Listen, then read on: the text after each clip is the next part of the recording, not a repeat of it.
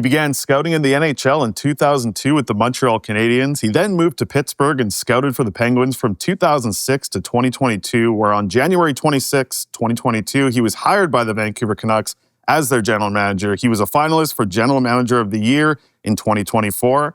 Patrik Allvin is our guest today. Patrik, we're wrapping up the season here, and I wanted to take it back to last year's end of season availability because you started off saying you were not happy, you were not satisfied when we wrapped up the season after Game 7 against the Oilers. We'll get started with that. How are you feeling today after what we had this past year?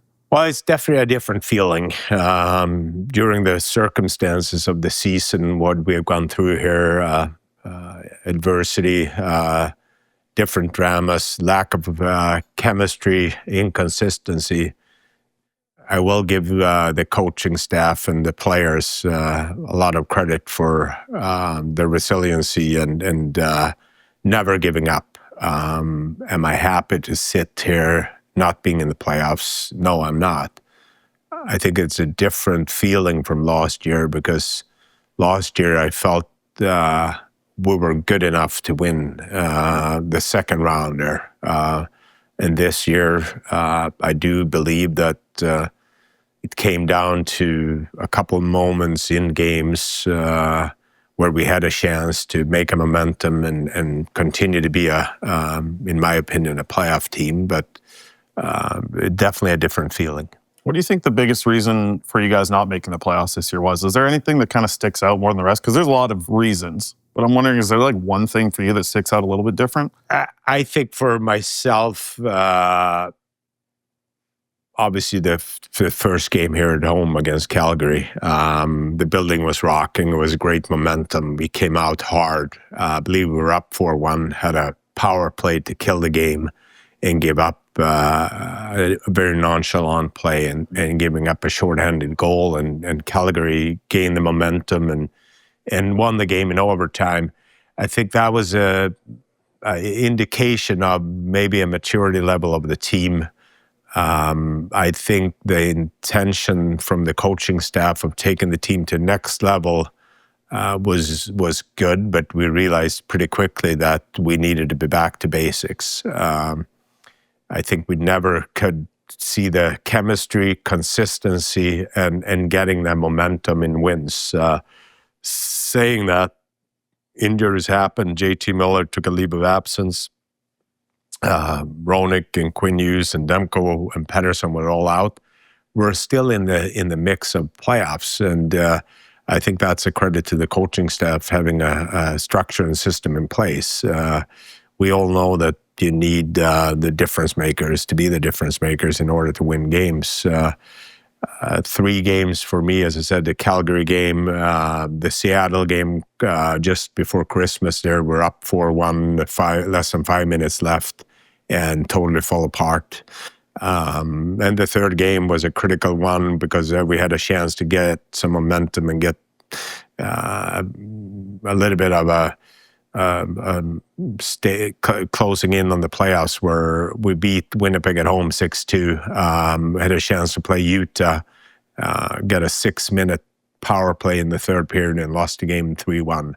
Those are 3 games that I thought for different reasons we had a chance to make a little bit of headway and momentum and we couldn't execute there. I think that's something I felt throughout the year. The momentum was interesting to follow through this season. 2 years ago, it felt like there was such a good build and the momentum came and big win streaks came.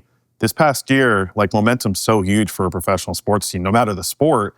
And it almost felt like this year that was something that was a little bit difficult for the team to achieve, just being able to continue to build and not have something that dropped the team down. How did you kind of feel momentum was this year for the group? And if it hurt or kind of helped the team, it felt like it hurt them a little bit this year. Yeah, no doubt about it. You have, especially early on, all those overtime losses. But again, I think that comes with pressure, expectation and pressure and how you prepare for that. And that's where it didn't help that we didn't find the right chemistry among our players there, and the injuries were a big part of it. And absolutely, we couldn't find the right momentum to go on winning streaks there. And then, so 2 years ago, a lot of things go your way, and that's something Jim even talked about. I remember to start the season, you guys were going to be a playoff team if everything went your way. A lot of it went your way. This past year, a lot of things didn't go your way. I guess how do you kind of approach an offseason after that? Because you had so much good happen 2 years ago, a lot of bad happened this past year. Like, to evaluate, you have a lot of similar players on this roster. It must be a little bit difficult for you to kind of see the good, see the bad, or is it a good thing? Now you've kind of seen how it goes both ways. I think that's something in this in the National Hockey League today, that you can't take anything for granted. You got to have the mindset of growth, that you want to be better every day. Every day you're coming into Rogers Arena is a day you have an opportunity to work on your game. If it is off and on the ice, I think that's the next level for this group. But I also are proud to watch the younger players in Abbotsford coming through here too, coming in and pushing. Again, nothing's going to be for granted for them coming into next year. There's going to be more competition, and that's part of being successful. That's something we're seeing. Like this Abbotsford team, you've been pretty pleased with how they've played. Kind of since you got here, I feel like the Abbotsford story has been something we've always talked about at the end of the year and been like, hey, we're liking what's going on in Abbotsford. And now everybody's just getting a year older and a year older. Like, do you think this year and coming into next season, we're going to see these guys even fighting for more jobs, it feels like? Because they're getting a little bit older. They're all continuing to improve. I have to think like we're getting closer and closer to the Abbotsford guys not really being Abbotsford guys anymore and starting to become some of these Vancouver guys in the lineup. I definitely hope so, and definitely seen, to your point, seen growth and seen signs of some of the players that been part of there. And part of for us is that's part of development of education and putting the players in position to succeed, creating an environment, creating the culture down there too. I think our scouting staff has done a really good job identifying players outside the first round. Players that are coachable, have character, and never take anything for granted. So it's definitely some great stories of players that we've seen up here in Vancouver this year. So another summer I would get excited. My hope is coming to training camp that guys going to push for spots. As we head into the summer here now, there's going to be some players leaving. There's going to be some players coming in, of course. What do you think's the most difficult task for you heading into the summer here? Is there anything that is going to be something that you guys are going to have to spend more time working on than other things this year? Well, I think that there is no secret that we'd like to add another center iceman. But again, I do believe that with all the things that went on this year, I think there is several players that are capable of taking another step too. Great stories with DeBrusk and Keith Sherwood, and they're setting career highs in goals. But I also think there's, due to the lack of chemistry with our center iceman position, I do think that both of them are capable of doing more 5-on-5. Nils Hoglander's game the second half was very intriguing, and I think he understands what his identity is and how he needs to play in order to have success in the league.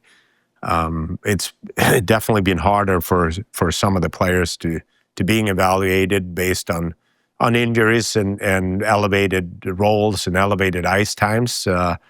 I think those are things that Rick Tocchet and I have started to talk about when he has the boxes that he wants to have checked in a roster and finding the right pieces here. And that's got to be difficult because we see the way that the season goes along. Injuries are going to happen. Guys are going to go through slumps, and maybe somebody has to come up and play in the top six role.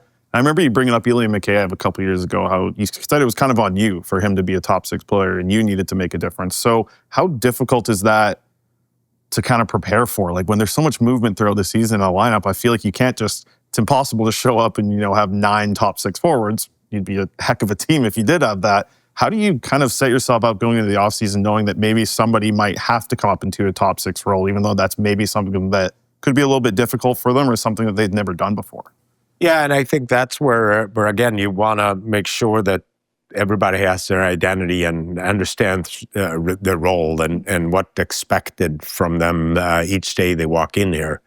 At different times, players can move up and down in the lineup depending on, how the score might be. But, it definitely helps if you have more chemistry within the team, and you can have more consistency within the lines, and health is a big part of it.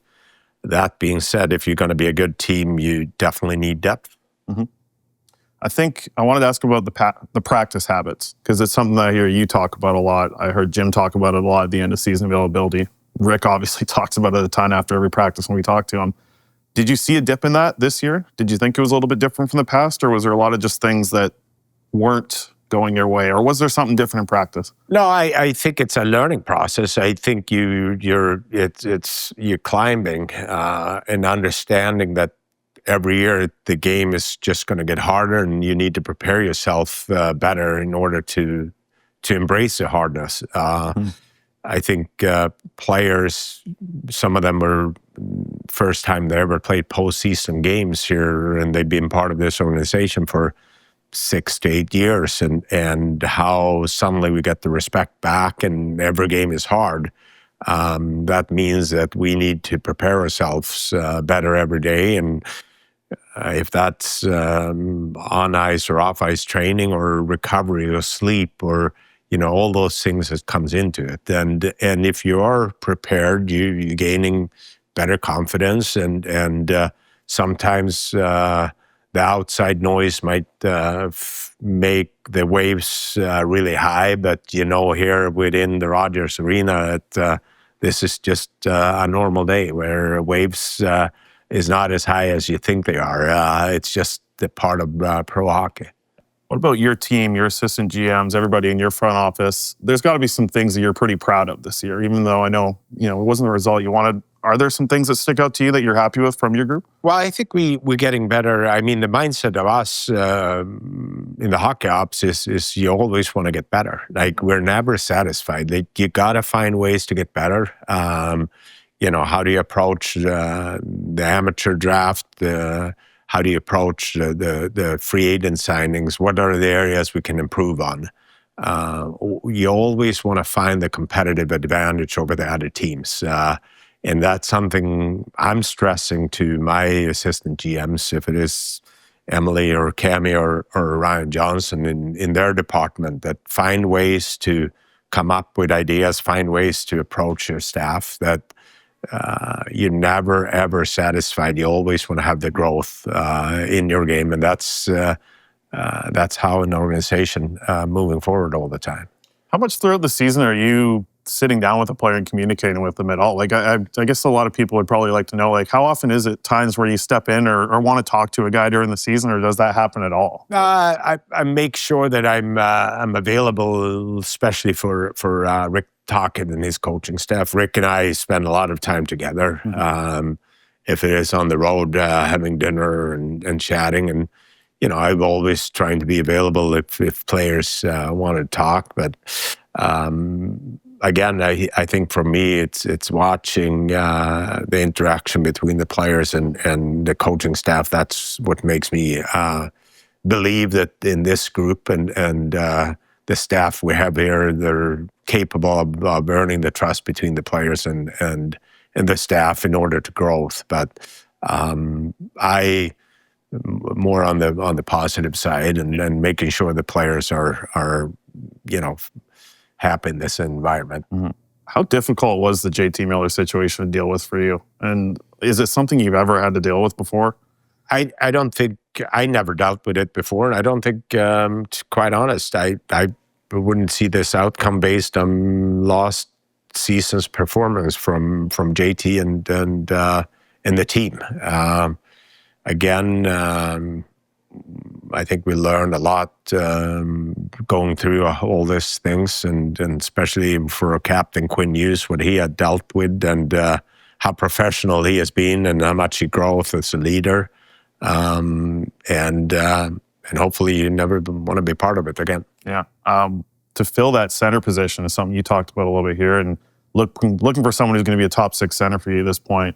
Free agency is going to be difficult, as you talked about, the year-end availability, but okay, it sounds like the trade market might be the way to go for that position. Like, how much are you guys kind of in the position now where you can give up some futures? Are you guys there yet to kind of fill that center position, or is it still something you want to kind of take a little bit slow? Well, I think it depends if the right piece comes available. You always have to weigh in the cost for it. I'm not just going to rush it in here.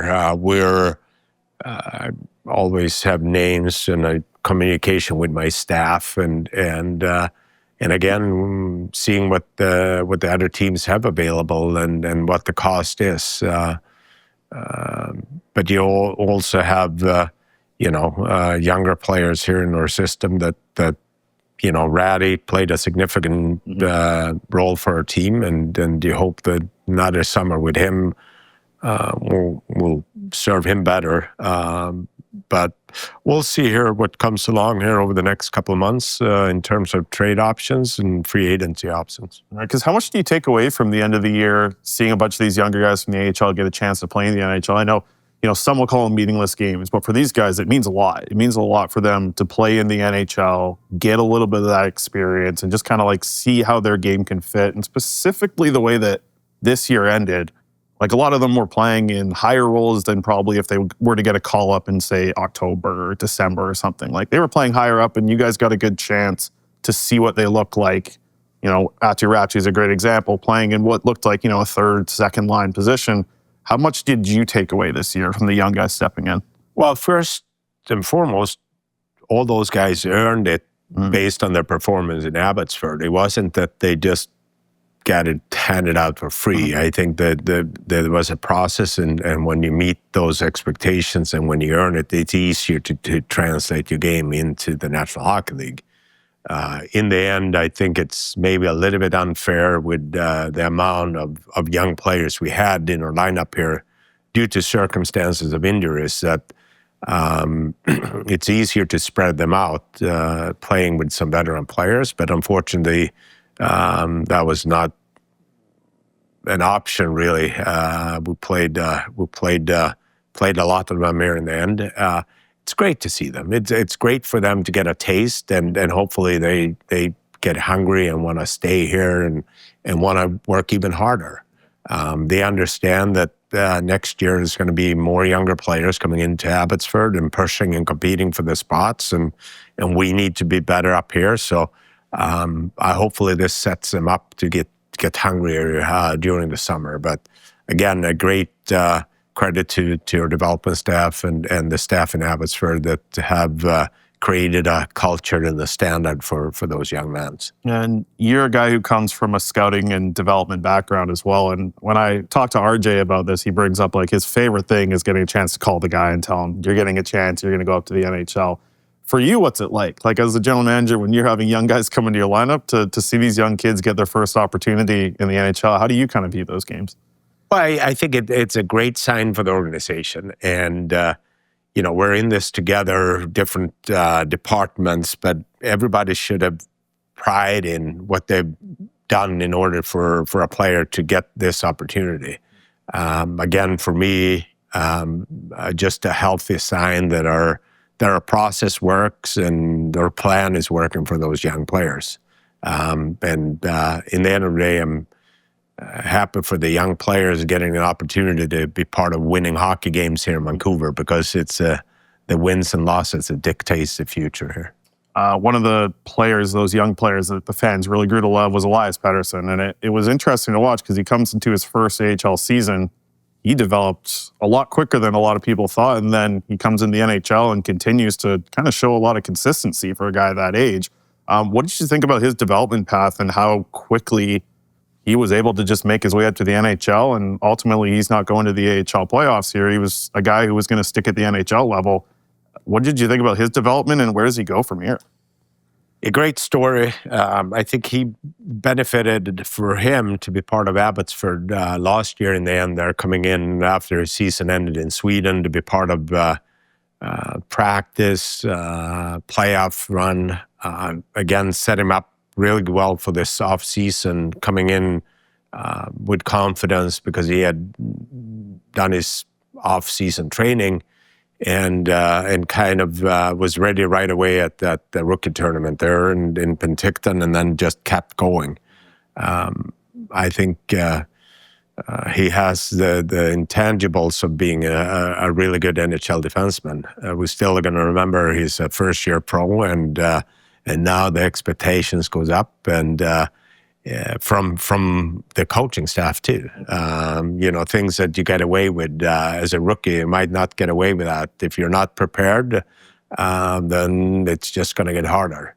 We're really excited about his upside and his future, and totally understand there's going to be some bumps in the road to get where he eventually want to become a full-time NHL player. All right. To evaluate the season that your captain just had, Quinn had to deal with a lot. He also played some great hockey along the way. And to see him kind of continue to grow with that C on his chest, I'm curious what you think this season does for him in terms of just developing, not necessarily just what it's like to be the captain in this kind of market and deal with everything that he dealt with this year. How do you think he did? I think he did excellent. As I said, the growth that I've seen in Quinn Hughes off the ice has been remarkable. I think 2 years ago, when you're winning 50 games, I believe, and winning the division, it's easy to be a captain. Everything is going smooth, no injuries, life is good. I think what he has dealt with this year just going to set him up to become an even better captain. He obviously dealt with some injuries and played through it impressively. I know it hurt him not being part of the Four Nations, and I'm sure that being part of the Olympics next year is something that he want to participate, and he's eager to play more postseason games as well. They're just going to hopefully have him hungrier this summer. What'd you think of the Four Nations? Kind of just the whole tournament? I thought it was great. I thought it was awesome. I thought the players did a hell of a job there.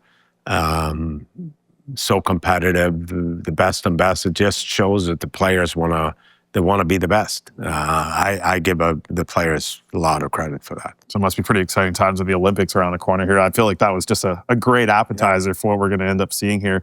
Let's talk about Elias Pettersson a little bit, your forward. And there's been a lot of talk, obviously, about him. And you guys have spent a lot of time talking about it in your end-of-season availability. What's your expectation this summer? If you just had to lay out what you expect to see from this guy, because we saw what he can do when he's at his best. Didn't see that this past season. What's your expectation here in the summer? Well, my expectation is that Elias wants to come back to what he's capable of playing. We all, over the last 3 years, this was his first down year. The previous two was really impressive. I still think there's a lot of growth in Elias' game, and part of that comes with expectations too. Part of it coming to understand that, again, every day is a great day to improve your game, something to work on. The game is faster and more competitive than ever, and I think you, as a player, are going to understand that you got to work on your game. There is never a satisfaction. Like you always want to grow and get better, and I think that's my expectation is that the Elias will work on his game, and he will come back here and show that he's capable of being the top-line center that this teams need. Mm-hmm. How different were your conversations with him going into the summer compared to what it was last year? To be honest, we haven't had time yet to sit down. We'll do that here over the next couple of days. I know he spent enough time with the coaching staff and or performance staff here. So we had conversation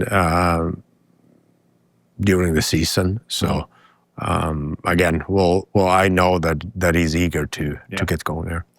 Philip Heedle's another guy who comes in, and you just talked about a fast league and a skilled league, two skills that he has. We didn't get a chance to see a ton of them in a Canucks jersey this year, but there were some flashes, especially when he first got here. They were getting Canucks fans pretty excited about him. So looking at potentially adding a center and having him be part of that mix as well, I know that you, a couple years ago, were so happy with the center depth on this team, and it feels like that's something you want to get back to, and he seems like he's going to be a big piece of it moving forward.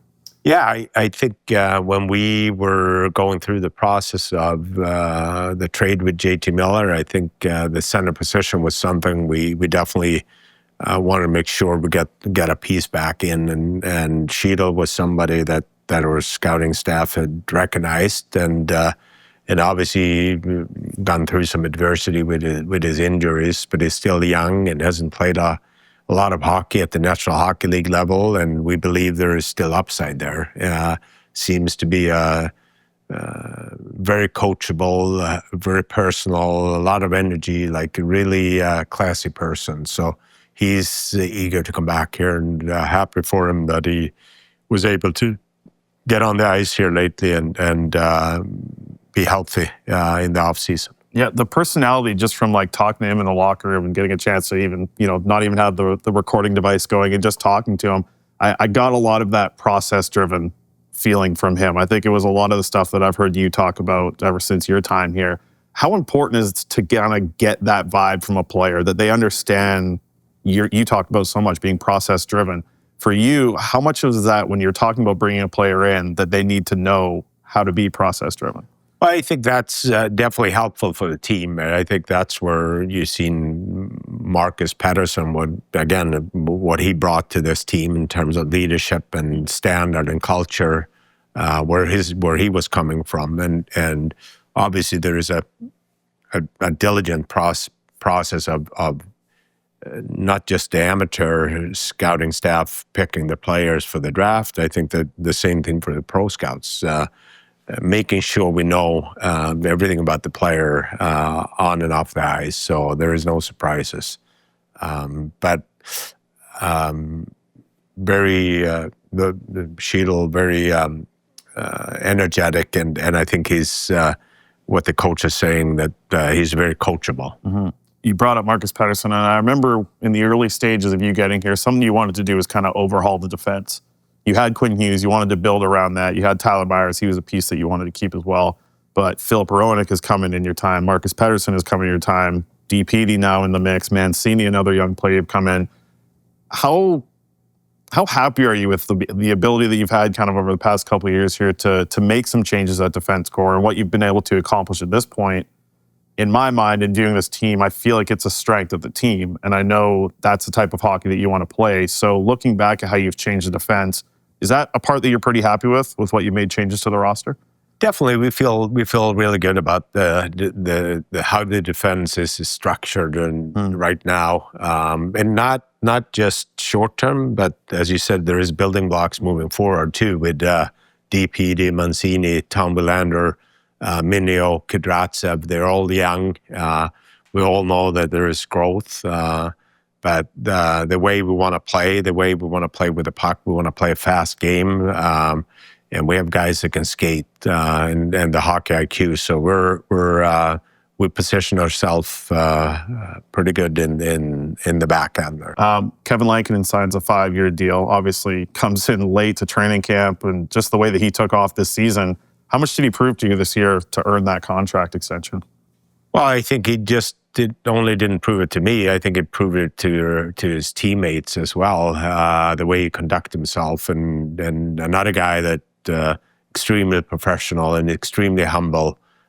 Take every day as an opportunity to get better, and I believe he set records in games played for himself, and he definitely was a key part for us during this year, allowing us to play and collecting points as much as we did down to the last 3-4 games when we were eliminated from the playoffs there. The Highway 1 connection, we saw the wall already earlier in this year, and Max Sasson said it was pretty cool to see the wall, and I almost asked him the same question, but we're seeing it happen. Like, we're seeing 16 different players played for your NHL team and your AHL team. It's a crazy number to see.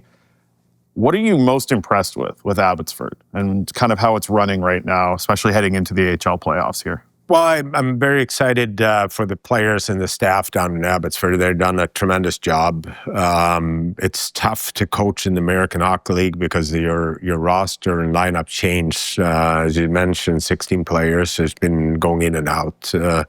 Manny and his staff have done a tremendous job. Ryan Johnson has managed Abbotsford really, really well. I'm excited for the young players to get an opportunity to compete in the playoffs. we saw a couple of years back when Nils Hoglander got a chance to play for Abbotsford in playoffs, that set him up for success up here too. Regardless what level it is, playoff is a different animal, and you're going to learn how to be in it, and you're going to learn how to embrace the hard in those games. And it's interesting because the way that they're heading into the playoffs, winning 16 of their last 18 games, but there doesn't feel like there's a lot of cockiness in that group, even after what they just did to accomplish the season. And I'm wondering how much of that comes from RJ and Manny kind of setting it. And I've also heard Chase Waters, the captain out there, plays a massive part in keeping this team level-headed, because if I won 16 to 18 games, I'd be feeling pretty dang good. But it seems like that group they're able to stay level. Yeah, I think that's part of the culture for us, the next game mindset. And again, you don't go too far ahead of yourself. And I think the fans and the players are super excited what's coming here this week in Abbotsford. Yeah. Speaking of excited fans, let's talk about Kiefer Sherwood, the way that he brought a lot of excitement to everybody at Rogers Arena. What is the process of finding a free agent like that? We saw you do it with Dakota Joshua, where it's like a player who's playing in a certain role, and they've come into a lineup and played a little bit of a different spot than what they did on their previous team and had a lot of success. And Kiefer is kind of a great example of that for you guys this year. What is the process of that, of determining a free agent that maybe, because Jake DeBrusk is your big name free agent that you went and got. Kiefer was, a lot less money, a lot less term, but made a massive impact. What is the process of finding someone like Kiefer or Dakota as another example?